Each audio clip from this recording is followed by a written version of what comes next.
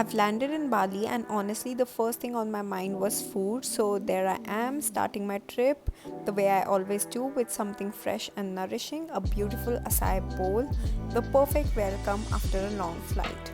Day 1 in Bali. Luckily, I had decent sleep on my flight, so I just changed. I got a quick massage.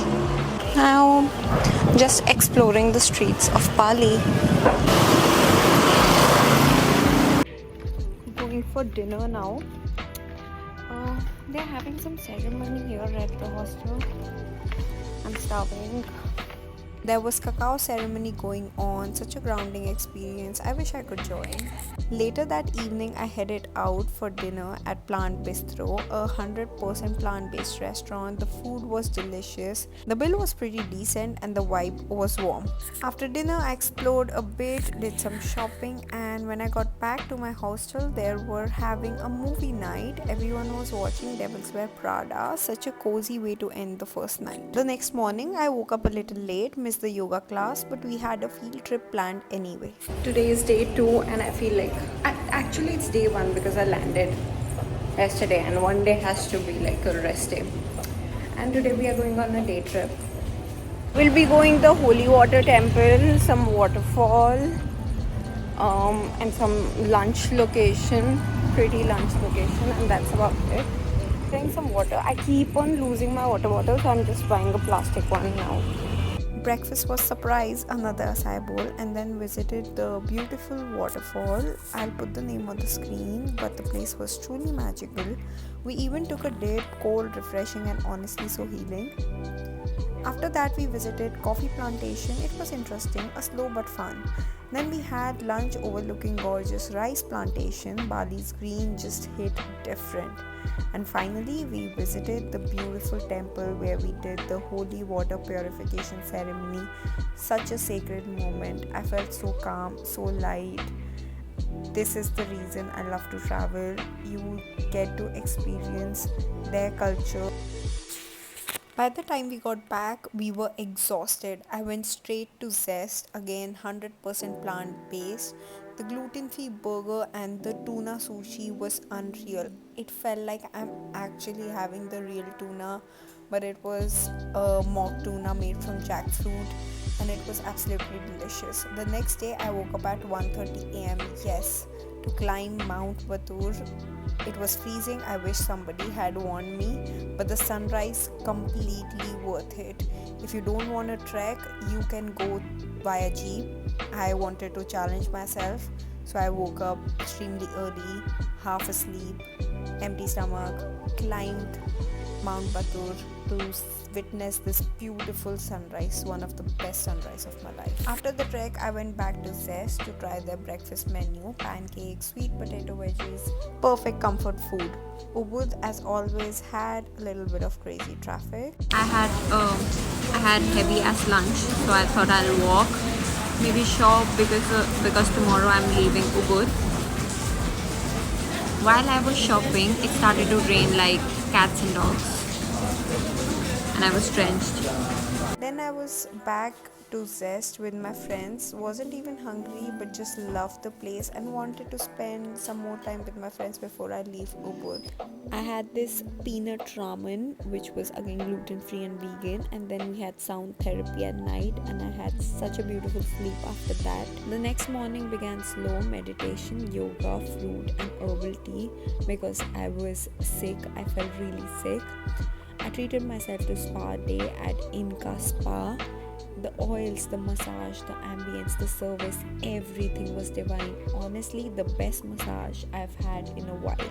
After the spa, I needed food. So yes, back to Zest before I leave. I practically live there at this point. Pizza and sushi again, so good. I was addicted to their sushi. Then I moved to Canggu and checked into the most beautiful villa. I booked it via Airbnb.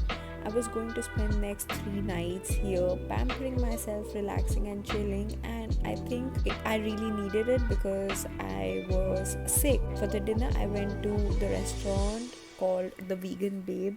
Please write down these restaurants. 100% vegan, gluten-free options, and insanely delicious. The tofu curry, brown rice, sweet potato fries, everything perfect and completely delicious. The next day again I was not feeling great again. I went to Alchemy, had pancakes, then treated myself to a facial massage. Really relaxing. I was planning to shop but ended up just wandering around. The next day it was raining like crazy. I wanted to surf but the weather wasn't having it. So I chilled in the pool, had breakfast at Alchemy and then went to Uma for candle making and linen spray making workshop.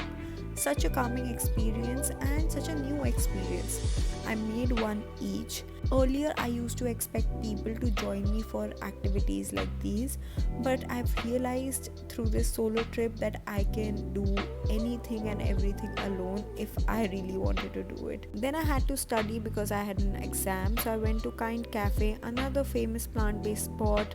After studying I found this huge market right across. This shop is right next to Kind restaurant. Just go to Kind restaurant in Canggu and then it's right next to it. Then I went to the beach. I just wanted to see the ocean. Ended the night with some soup because I was still not feeling well. I didn't shoot the next day because I felt terrible. But at night I still went to pub crawl, my first time ever. I just did it because this was the only chance I got for the pub crawl. I was staying at Lady Hostel in Canggu. Such a fun and welcoming vibe. It's a party and a surf hostel. I booked a private room for myself, but I still love the energy there. Next morning after pub crawl, I woke up late, had my lunch at Alchemy and later went for surfing. Couldn't record much, but honestly it was a very good new experience. Surfing is absolutely tough, but after all that surfing I was starving, so I got to this amazing salad bowl again from Alchemy and vegan ice cream that tasted heavenly. The next day I left for Gili Island by ferry. It was fast, a little scary, but when I reached Gili it was worth everything. The clearest, bluest water I've ever seen. I checked into Desa Dunia Resort, such a stunning property. Then I rented a bicycle from them and just roamed around while cycling because Gili is a small island. There are no cars there, just cycles and horses. So I had a smoothie bowl, cycled around, soaked in the beauty of the island, crystal blue water, people jogging, cycling, pure peace. I got some fresh juice made, sat by the ocean and just took it all in. Later I took a dip in the sea, so therapeutic. I don't know where I'm going to go to dinner, but the place I'm staying I don't see a lot of vegan options.